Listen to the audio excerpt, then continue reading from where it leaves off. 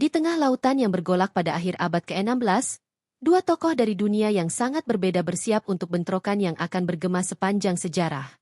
Laksamana Malahayati, Panglima Angkatan Laut wanita pertama di dunia dari Kesultanan Aceh, berdiri tegak melawan Cornelis de Houtman, seorang navigator Belanda yang berambisi untuk mengukir dominasi Eropa di Asia Tenggara. Inilah kisah pertemuan mereka yang menentukan, duel antara keberanian dan penaklukan, harga diri dan kegigihan.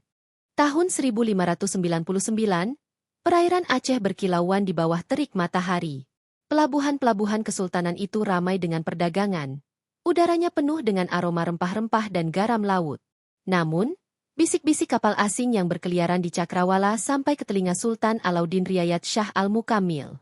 Bisikan-bisikan itu adalah peringatan akan datangnya masalah, dan masalah itu punya nama, Cornelis de Houtman. Malahayati, yang lahir dengan nama Keumalahayati pada tahun 1550, tidak asing dengan pasang surut perang. Putri Laksamana Mahmud Shah dan cucu Sultan Salahuddin Shah, takdirnya ditempa dalam api warisan Angkatan Laut. Dilatih di Akademi Militer Mahat Baitul Maqdis oleh para guru besar Turki, ia menguasai seni strategi dan pertempuran, sehingga mendapatkan rasa hormat dan rasa takut. Malahayati ke istana, wajahnya dibayangi kekhawatiran. Armada dari barat mengancam kedaulatan kita, Katanya. Malahayati mendengarkan dengan saksama, matanya yang gelap tak tergoyahkan. Dia memahami tugasnya untuk membela Aceh dari penjajah dengan cara apapun. Armada Cornelis de Houtman yang mengibarkan bendera perusahaan Hindia Timur Belanda mendekati Aceh dengan arogan. Ia mencari rempah-rempah, kekayaan, dan kekuasaan. Namun, de Houtman meremehkan ketahanan rakyat Aceh dan pemimpin mereka yang tangguh. Siapkan Inong Bale. Perintah Malahayati. Inong Bale adalah pasukan elit wanita janda yang kehilangan suami mereka dalam pertempuran. Para wanita ini, yang telah ditempa oleh kehilangan, bertempur dengan keganasan yang tak tertandingi, menyalurkan kesedihan mereka menjadi pembalasan dendam. Pasukan Inong Bale berlatih keras di bawah pengawasan Malahayati. Pedang beradu, anak panah beterbangan, dan yel-yel para wanita bergema di seluruh tempat latihan. Mereka siap membela tanah air mereka.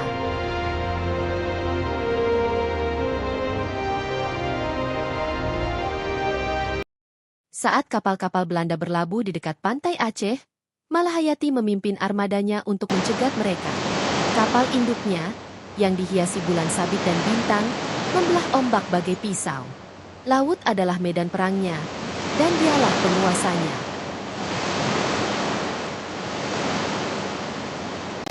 De Houtman mengamati armada yang mendekat sambil menyeringai. Apakah mereka pikir seorang wanita dapat menantangku? Dia mencibir. Tanpa dia sadari, wanita ini tidak seperti lawan manapun yang pernah dia hadapi. Pertempuran dimulai dengan kedua belah. Kecemerlangan strategi Malahayati terlihat jelas saat ia mengatur kapal-kapalnya untuk mengepung armada Belanda. Inong Bale bertempur dengan sengit, tekad mereka tak tergoyahkan.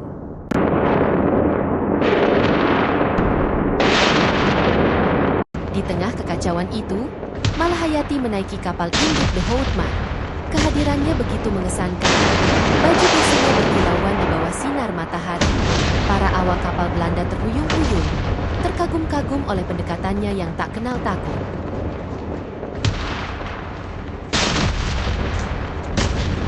Hadapi aku, Cornelis de Houtman. Suara Malahayati menggema.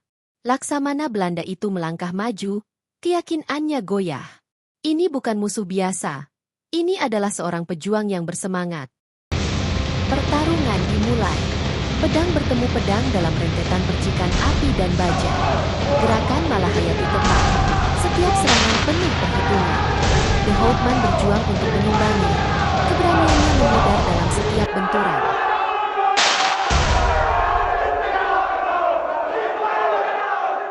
Pedang Malahayati mengenai sasarannya, menebas lengan de Houtman. Ia terhuyung, darah menodai tuniknya. Menyerahlah. Pinta Malahayati, tetapi de Houtman menolak, menerjangnya dengan putus asa.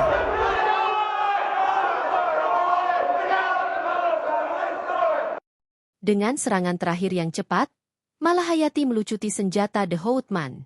Laksamana Belanda itu pun berlutut, kalah. Para prajurit Aceh bersorak saat pemimpin mereka muncul sebagai pemenang. Meninggalnya The Houtman menjadi titik balik.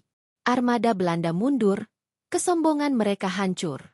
Malahayati tidak hanya membela tanah airnya, tetapi juga mengirim pesan kepada dunia, Aceh tidak akan tunduk pada penjajah asing. Sultan memuji keberanian Malahayati, menganugerahinya gelar Laksamana, dan memberinya jabatan yang lebih tinggi.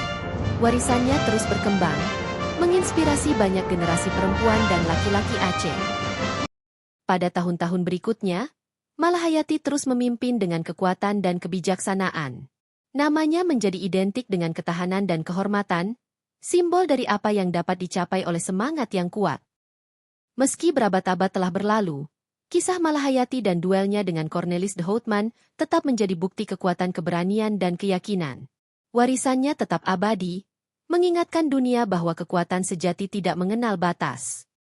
Demikianlah kisah Laksamana Malahayati berakhir, namanya terukir dalam sejarah sebagai mercusuar harapan dan perlawanan terhadap tirani. Saat ombak mulai tenang setelah pertempuran, awak Malahayati merawat yang terluka. Laut yang dulunya ganas kini menjadi saksi bisu kemenangannya. Di antara para penyintas, rasa hormat baru terhadap kekuatan Aceh muncul, bahkan di antara para pelaut Belanda yang kalah.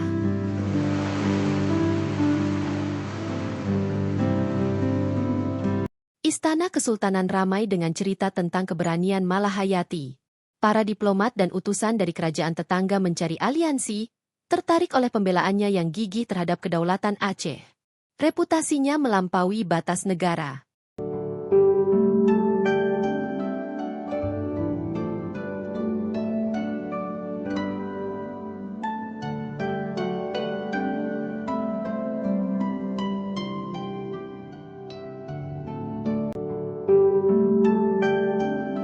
Malahayati dengan rendah hati berbicara di hadapan pertemuan di istana. Suaranya tenang. Kita berjuang bukan untuk kejayaan, tetapi untuk kebebasan rakyat kita. Semoga kemenangan ini mengingatkan kita untuk tetap waspada. Kata-katanya mengilhami persatuan dan tekad. Meski menang, Malahayati sadar bahwa perdamaian itu rapuh. Ia mendirikan Akademi Angkatan Laut untuk melatih para panglima masa depan, memastikan pertahanan Aceh tetap kuat. Di antara murid-muridnya, ada laki-laki dan perempuan, yang semuanya ingin belajar dari Laksamana legendaris itu. Desas-desus tentang prestasi Malahayati sampai ke Eropa dan menimbulkan kehebohan. Ia menjadi bahan yang menarik sekaligus menakutkan, sebagai pengingat bahwa Timur tidak boleh diremehkan. Namanya masuk dalam catatan Belanda, sebagai tanda penghormatan sekaligus kewaspadaan. Di Amsterdam, perusahaan Hindia Timur Belanda mempertimbangkan langkah selanjutnya. Kita harus bertindak hati-hati. Laksamana Aceh bukanlah pemimpin biasa. Seorang pedagang memperingatkan. Di Aceh, pengaruh Malahayati meluas hingga keluar militer. Ia mengadvokasi reformasi perdagangan dan perlakuan yang adil terhadap pedagang, yang mendorong pertumbuhan ekonomi. Kepemimpinannya membawa stabilitas ke wilayah tersebut.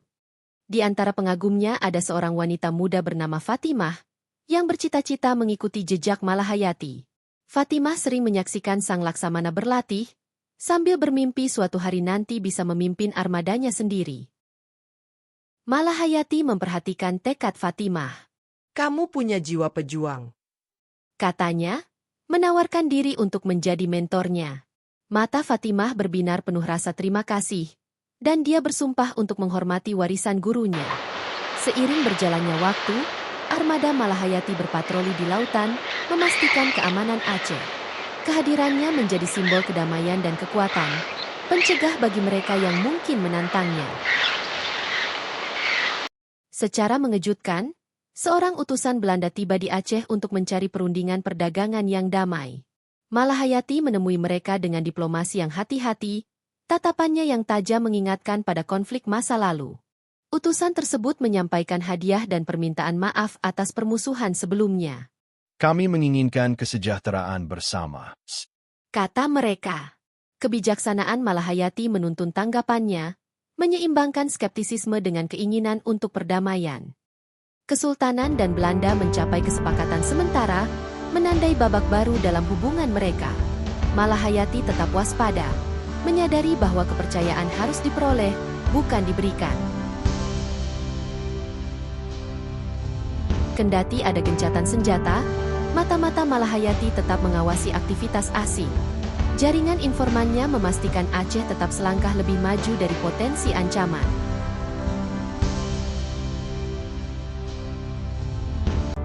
Suatu malam, saat Malahayati merenungkan perjalanannya, ia teringat pada ayah dan kakeknya. Warisan mereka telah membimbingnya, dan ia berharap warisannya sendiri akan menginspirasi generasi mendatang. Inong Bale terus berkembang di bawah kepemimpinannya. Para pejuang wanita ini menjadi pilar kekuatan Angkatan Laut Aceh, bukti ketangguhan dan persatuan. Sebuah festival besar diadakan untuk merayakan kemenangan dan kemakmuran Aceh. Malahayati berdiri di tengah rakyatnya, sebagai sosok yang rendah hati namun berwibawa, saat mereka menghormati kontribusinya. Di tengah kemeriahan, Fatimah menghampiri Malahayati. Saya siap mengabdi, Katanya dengan suara tegas. Malahayati tersenyum, melihat bayangan dirinya yang masih muda. Kalau begitu, mengabdilah dengan terhormat. Jawabnya. Saat bulan muncul di atas laut, pikiran Malahayati beralih ke masa depan. Ia tahu waktunya sebagai pejuang tidak akan bertahan selamanya, tetapi warisannya akan bertahan lama. Bertahun-tahun kemudian, saat Malahayati meninggal, keluarga berduka cita yang mendalam. Makamnya menjadi tempat ziarah, tempat kisah-kisah keberaniannya diwariskan dari generasi ke generasi. Murid-muridnya, termasuk Fatimah, meneruskan ajarannya. Mereka memimpin dengan keberanian dan kebijaksanaan yang sama, memastikan Aceh tetap menjadi mercusuar kekuatan. Warisan Malahayati telah menginspirasi perempuan lain di Asia Tenggara untuk mengejar peran kepemimpinan. Kisahnya tersebar luas, sebagai pengingat bahwa kebesaran tidak mengenal jenis kelamin. Di zaman modern, para sejarawan dan penulis terus mengenang Malahayati. Namanya menghiasi kapal, sekolah, dan lembaga, sebagai bukti pengaruhnya yang abadi. Kejayaan Kesultanan Aceh tak lepas dari kepemimpinan Malahayati. Kemenangannya tak hanya di medan perang, tetapi juga di hati rakyatnya. Saat kita menengok kembali kisahnya, kita melihat seorang wanita yang menentang segala rintangan dan mengubah sejarah. Laksamana Malahayati tetap menjadi ikon keberanian dan ketahanan. Lautan yang pernah dikuasainya kini membawa warisannya ke setiap sudut dunia. Namanya menjadi pengingat bahwa bahkan dalam menghadapi tantangan besar, tekad dapat menang. Bagi mereka yang pernah berkunjung ke Aceh, jiwanya terasa nyata. Udara membawa bisikan-bisikan tentang pertempurannya. Ombak menggemakan namanya. Pertarungannya dengan Cornelis de Houtman lebih dari sekadar kemenangan. Itu adalah sebuah pernyataan. Itu menyatakan bahwa kedaulatan dan kehormatan layak dikorbankan. Hari ini, kita tidak hanya merayakan seorang pejuang, tetapi juga seorang pemimpin yang visioner. Kisah Malahayati mengajarkan kita untuk tetap teguh pada keyakinan kita dan memperjuangkan apa yang adil.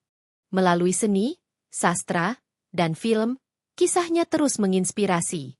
Setiap penceritaan ulang membawa keberaniannya kepada halayak baru, memastikan warisannya bertahan lama. Kehidupan Laksamana Malahayati mengingatkan kita bahwa pahlawan tidak dilahirkan, tetapi dibentuk melalui ketekunan dan tujuan.